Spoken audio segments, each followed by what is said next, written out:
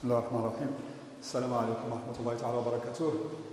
Mes chers étudiants de SMC4, module de probabilité statistique, bonjour. Aujourd'hui, suite à un problème technique concernant la dernière séance que nous avons programmée,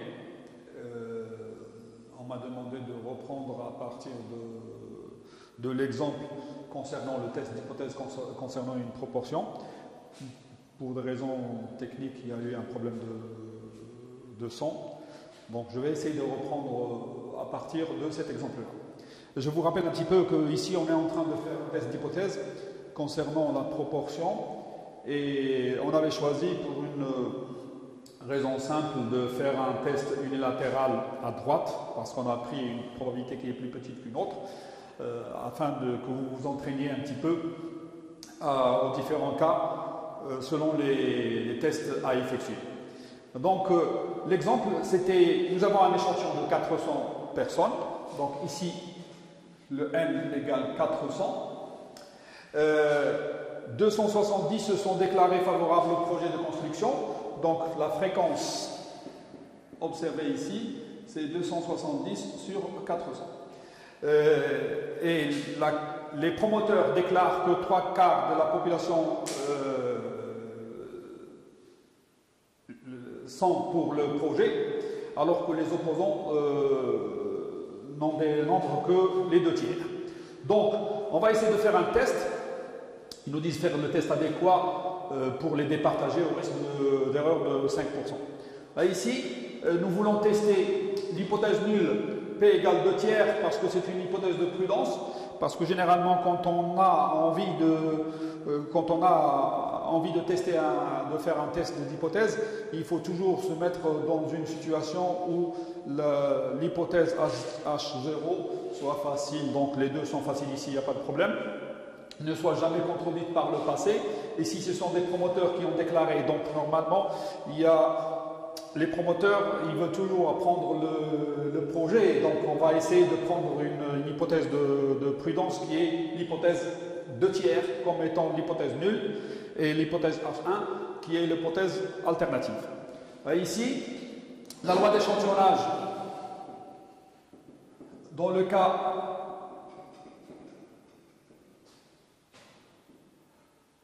où nous supposons que c'est P0 qui est vrai, et Fn moins 2/3 sur racine de 2/3 fois 1/3, donc 1 moins 2/3, sur n qui est 400. Ça suit loi normale 0. Bon, donc, pour le risque d'erreur pris pour alpha égale 0,05, d'un seul côté, parce que ici, test unilatéral, il faut toujours le dire dès le départ. Là, je ne l'ai pas dit parce que je n'ai pas fait attention, mais bon, c'est pas grave. À la vue des deux hypothèses, on sait très bien est-ce que c'est un test unilatéral, est-ce que c'est un test bilatéral. Si c'est unilatéral, est-ce que c'est à gauche ou c'est à droite. Donc ici, puisque 3/4 est plus grand que 2/3, donc c'est un unilatéral à droite. D'ailleurs, j'avais préparé le schéma en assurant la partie de rejet qui est ici, qui doit laisser après elle 5%. D'après la table de la loi normale,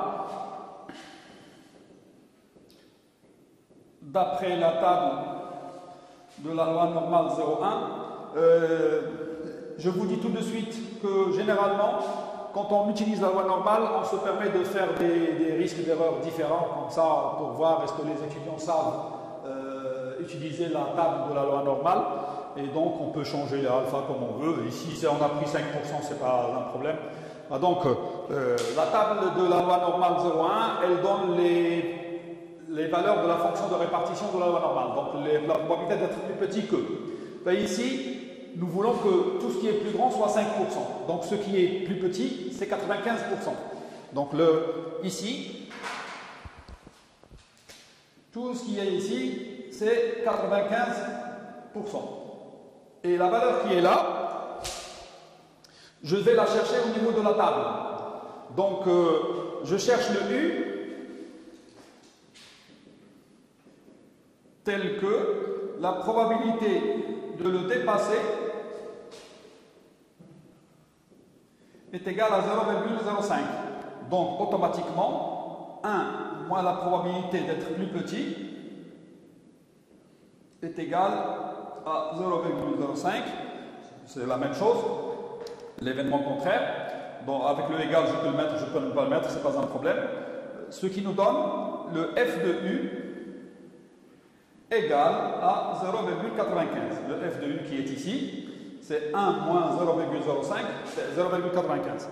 Généralement, on rajoute 2 zéros parce que les éléments qui sont à l'intérieur de la table s'écrivent avec 4 chiffres après la virgule. Automatiquement, je vais essayer de situer où se trouve 0,9500.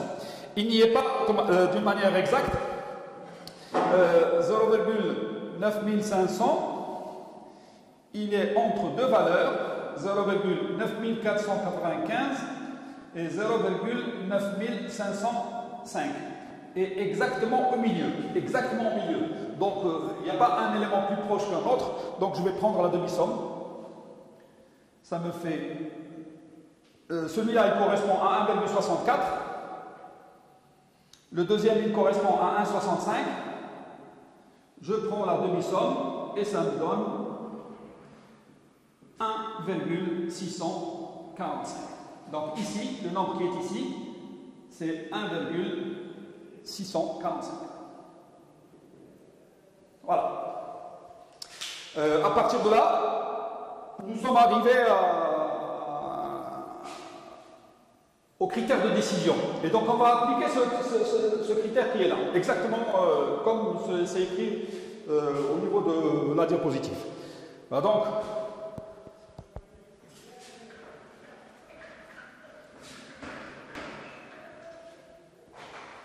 critère de décision.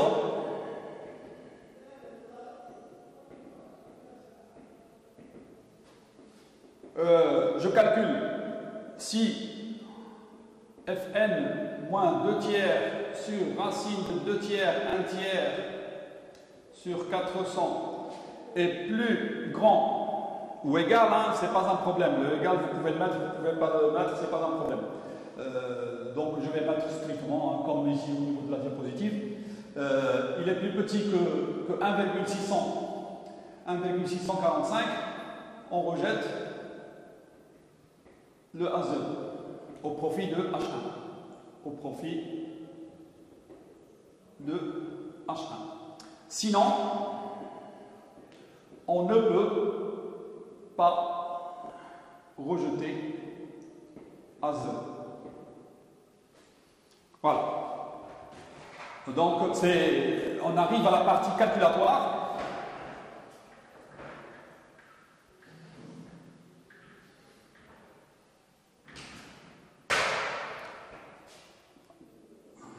Enfin, on fait l'application numérique. Hein. Nous avons dit que c'était 270 sur 400 moins 2 tiers sur racine de 2 tiers fois 1 moins 1 tiers, moins 2 tiers, ça veut dire 1 tiers, sur 400. Ça, la valeur numérique, c'est un calcul. Hein. Je l'ai fait d'ailleurs même sur ici. Donc, normalement, avec la valeur, nous trouvons 0,791, si je ne me suis pas trompé au niveau calculatoire. Donc, vous devez faire les calculs pour vérifier. Ça, c'est plus petit que 1,645. Donc, nous sommes dans cette partie-là. On ne peut pas rejeter A0. Donc, on va déclarer normalement que les données ne permettent pas de rejeter l'hypothèse que P est égal à 2 tiers. C'est celle qu'on va garder finalement. Donc, on va donner raison aux opposants au projet. Voilà. Il n'y a rien de spécial, hein, c'est des choses calculatoires. Une fois que l'on apprend correctement la démarche, il n'y a aucun problème. Bon, on passe au deuxième paramètre auquel on s'intéresse en statistique inférentielle, à savoir la moyenne théorique. Ici, nous voulons faire un test de signification pour mu mu égale une valeur mu0 donnée, contre mu différent de mu0. Donc nous avons pris un test qui est bilatéral, parce que être différent, ça peut être plus petit, ça peut être plus grand. Donc il y a les deux côtés d'erreur, les deux niveaux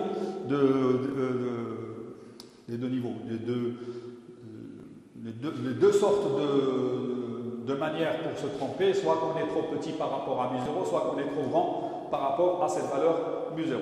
Et donc, on va essayer d'appliquer, c'est un test bilatéral. Je vais effacer tout, je pense que c'est bon, hein, vous avez compris le principe au niveau de la proportion. Après, je vais reprendre au niveau de la loi normale, du graphe. Enfin, ici, on veut tester A0 mu égale mu0 versus contre H1 mu différent de mu0. Donc, test bilatéral. Et je vais le prendre symétrique.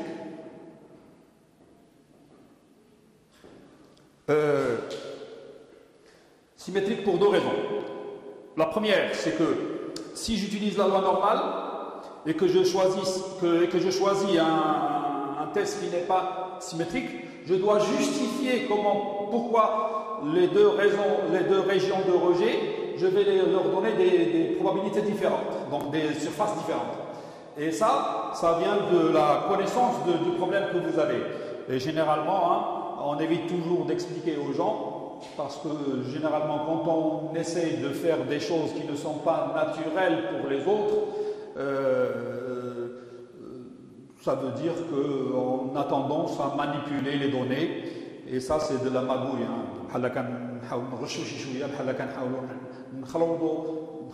C'est un mauvais mot, hein, mais كنحاولوا manipuler المعطيات باش يعطينا واحد لو ريزولتا اللي حنا باغيين. حنا كنعتبروا روسنا عاديين، كناخذوا باللي راه nous avons une région de rejet aussi bien à droite qu'à gauche, et généralement on a la même manière de se tromper, soit qu'on soit vers la droite ou soit qu'on soit vers la gauche. Donc automatiquement, le test bilatéral, on va le prendre en symétrique. Pour le paramètre moyenne théorique mu, il y a deux situations. Les situations dépendent de l'écart type sigma. Si l'écart type sigma est connu,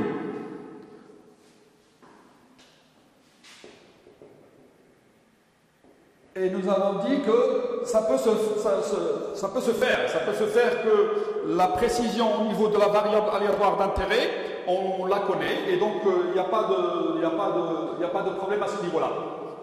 Par contre, le paramètre qui nous intéresse, c'est la moyenne théorique. Enfin, ici, la loi d'échantillonnage, je vais écrire que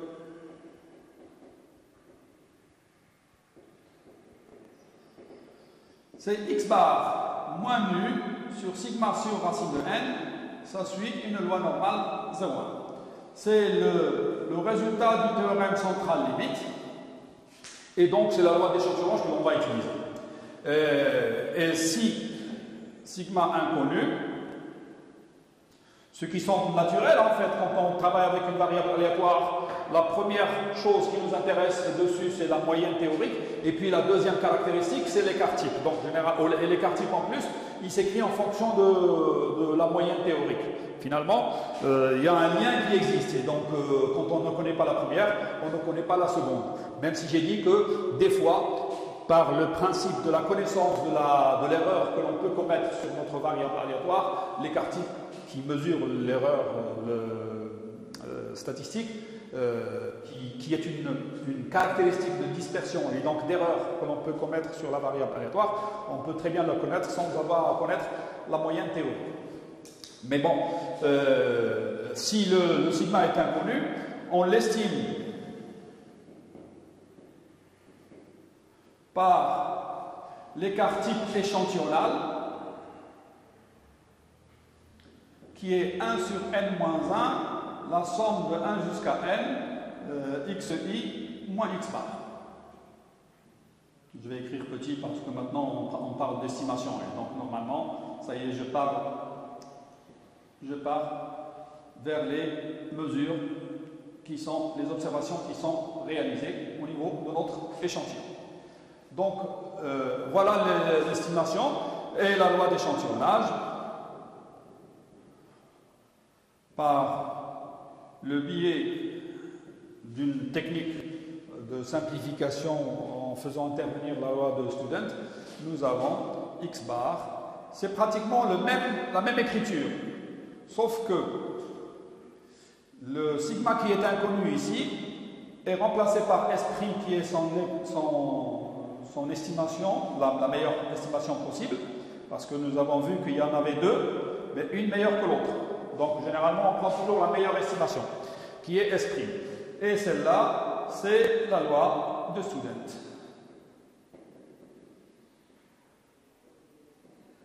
À n-1 degré de liberté. Voilà. C'est soit l'une, soit l'autre. Et vous avez vu que c'est exactement la même chose.